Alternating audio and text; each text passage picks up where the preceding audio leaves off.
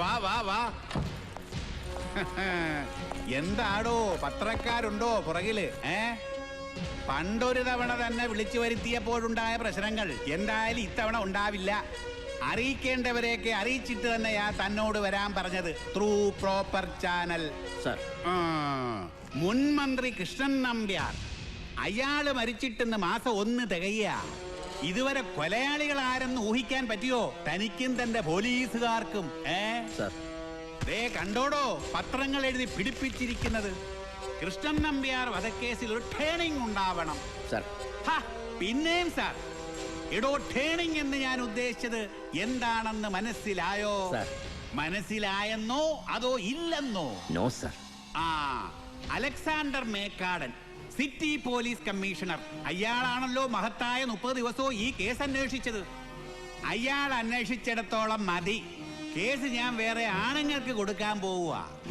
തനിക്കറിയാം ആളെ, നമ്മുടെ civil supplies MD അപ്പൻ മേനോൻ. അറിയാം സർ. ഡോക്ടർ അപ്പൻ Menon IPS, doctorate in criminology. അയാള് തന്നെ. അയാളുടെ രീതിയും പെരുമാറ്റവും ഒക്കെ കണ്ട ലേശം കുഴപ്പമുണ്ടെന്ന് തോന്നും സർ. പക്ഷേ അത് പെരുമാറ്റത്തിലേ ഉള്ളൂ. മിടുക്കനാ. അയാളുടെ പെർഫോമൻസ് ലിസ്റ്റ് കഴിഞ്ഞ ദിവസം ഞാൻ നോക്കി. അന്വേഷിച്ച സകല കേസിലും പ്രതികൾക്ക് ശിക്ഷ. ഇത്രയും കഴിവുള്ള ഒരാള് സിവിൽ സപ്ലൈസിന്റെ തലപ്പത്തല്ല ഇരിക്കേണ്ടത്. ഇതുപോലൊരു കേസിന്റെ തലപ്പത്ത. എന്താ DGP? ഔദ്യോഗിക തീരുമാനം ഇന്ന് തന്നെ ഉണ്ടാകും, ഇന്നത്തെ മന്ത്രിസഭാ യോഗത്തിന് ശേഷം. ഒന്ന് നിന്നേ. ഇറങ്ങിയിട്ട് പത്രക്കാരെ വിളിച്ച് പറഞ്ഞു കളയരുത്. ഞാൻ വിളിപ്പിച്ചത് ശാസിക്കാനാണെന്ന് അറിയാലോ. വിഷയം അപ്പനാ, അപ്പൻ Menon.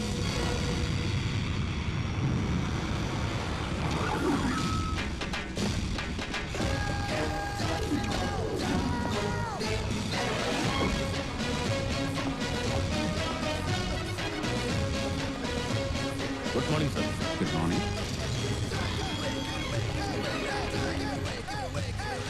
Very good morning. Good morning, sir. Morning. Good morning, sir. Good morning, sir. Good morning, sir. Good morning, sir. Good morning, sir. Good morning, sir. Good morning. Morning. Excuse me, sir. Yes. ഇന്നലെ 5 minute വൈകി വന്നപ്പോ സാറെന്നെ വഴക്ക് പറഞ്ഞു. ഇന്ന് ഞാൻ on ടൈമിലാ. വൈകിയപ്പോ ചീത്ത കേട്ട സ്ഥിതിക്ക് കൃത്യസമയത്ത് വരുമ്പോഴെങ്കിലും ഒരു നല്ല വാക്ക് അങ്ങനെയൊന്ന് പ്രതീക്ഷിക്കാലോ എനിക്ക്. ഞാൻ നല്ല വാക്ക് പറയാൻ പോകുന്നത് വാസന്തിയല്ല, ട്രെയിനിനെ. ട്രെയിനിനെയോ? അതെ.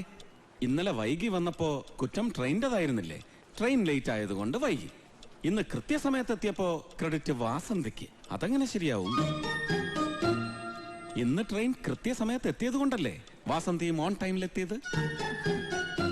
സർക്കാർ സംവിധാനത്തിൽ ജീവനക്കാർ കൃത്യസമയത്ത് ഓഫീസിലെത്തുന്നത് ഔദാര്യമല്ല, നിയമമാണ്, കടമയാണ്. അടിയന്തരാവസ്ഥ കാലത്ത് ആ കരി നിയമം പ്രഖ്യാപിച്ച കക്ഷിയെ മൃഗീയ ഭൂരിപക്ഷത്തോടെ വിജയിപ്പിച്ചവരാണ് നമ്മൾ മലയാളികൾ. കാരണം സിമ്പിളായിരുന്നു. ട്രെയിനുകൾ കൃത്യസമയത്തോടുന്നു, ഓഫീസുകൾ കൃത്യമായി പ്രവർത്തിക്കുന്നു. ഓർക്കണം, തിരിച്ച് പിടിക്കാൻ പറ്റാത്തതും തിരിച്ച് കിട്ടാത്തതും ഒന്നേ ഉള്ളൂ: ടൈം, കാലം. So be careful about time.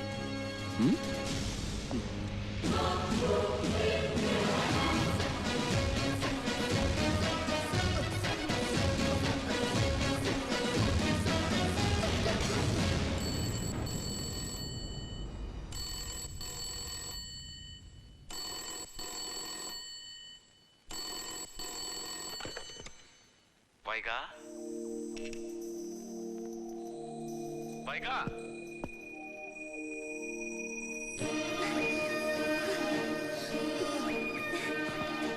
അപ്പേട്ടാ, പ്രസവം ഇന്നുണ്ടാവും. പ്രസവം? അതിനെപ്പോഴാ വൈകാ നീ പ്രസവിക്കാറായത്? ഞാനല്ല, പശു.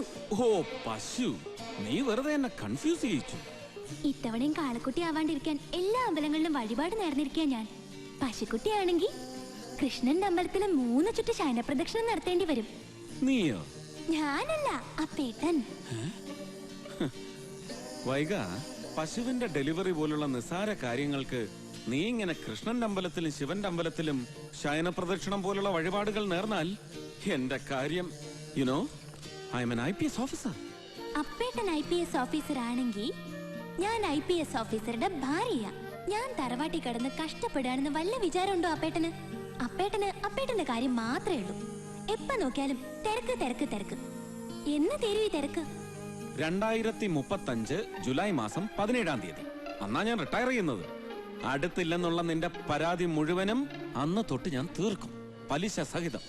വയസ്സുകാലത്തോ? വയസ്സുകാലമല്ല വൈക, ശൈശവം. പുതിയ കോൺസെപ്റ്റിനെ കുറിച്ച് നിനക്ക് അറിയാഞ്ഞിട്ടാ.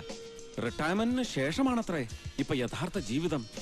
മക്കളെയൊക്കെ കെട്ടിച്ചയച്ച് നമ്മൾ രണ്ടാളും അടിച്ച് പൊളിച്ച്. അതിന് മക്കളെവിടെ? ഉണ്ടാവുമല്ലോ. അയ്യോ, പാല്! അയ്യോ. വൈക, പാൽ അടുപ്പത്ത് വെച്ചിട്ടാണോ ഈ കുട്ടി?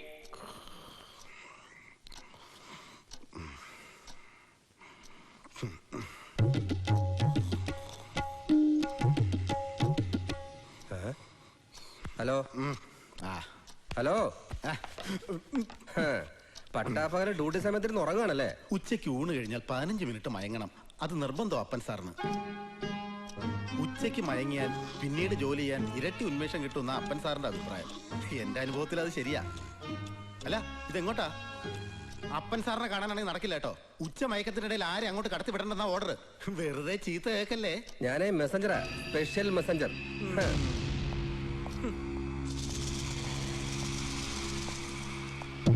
സാർ, അപ്പൻ സാർ. സാർ,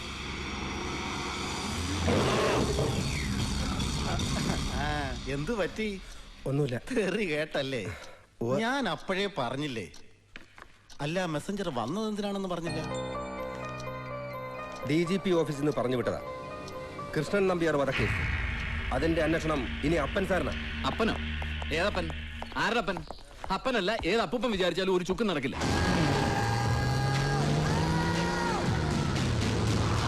മേക്കട സ്ലോവാ, പക്ഷെ സ്റ്റഡിയാ, സ്ട്രോങ്ങാ. 1 മാസം എന്നല്ല, ചിലപ്പോ 1 വർഷം എടുത്തെന്നിരിക്കും. പക്ഷെ പൊക്കിയിരിക്കും പ്രതികളെ, നല്ല പെർഫെക്റ്റ് ആയി.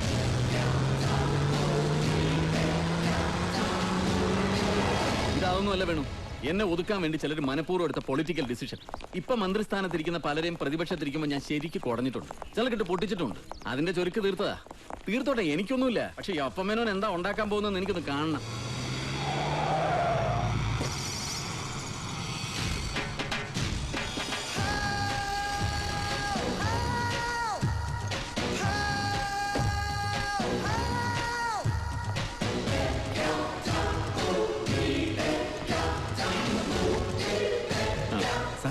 അതാണ് സാർ അപ്പൻ മേനോൻ. ഇയാളാണ്? അതെ.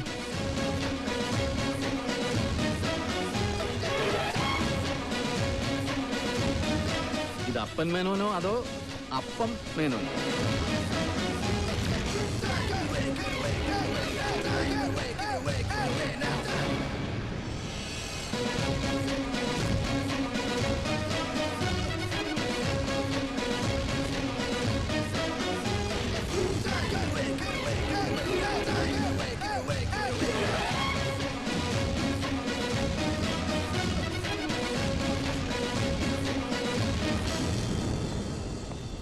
എനിക്കൊരു പ്രതീക്ഷയില്ല വേണു. ടിഫിൻ കാരിയറും ലാപ്ടോപ്പും. കേസിന്റെ കാര്യം ഖലാസ്. ഈ കേസിന്റെ പ്രാധാന്യത്തെ കുറിച്ച് ഞാൻ പറയാതെ തന്നെ അറിയാമല്ലോ മിസ്റ്റർ അപ്പൻ. എത്രയും പെട്ടെന്ന് പ്രതികളെ കണ്ടുപിടിക്കണം. അതാണ് CM-ന്റെ ഓർഡർ. പ്രതികളെ കുറിച്ച് അദ്ദേഹത്തിന് അറിയാമായിരിക്കും അല്ലേ സർ? അല്ല, പെട്ടെന്ന് പിടിക്കണമെന്ന് പറഞ്ഞതുകൊണ്ട് ചോദിച്ചതാ. CM-ന് കുറ്റം പറയാൻ പറ്റില്ല അപ്പൻ. പത്രങ്ങളുടെ പ്രഷർ.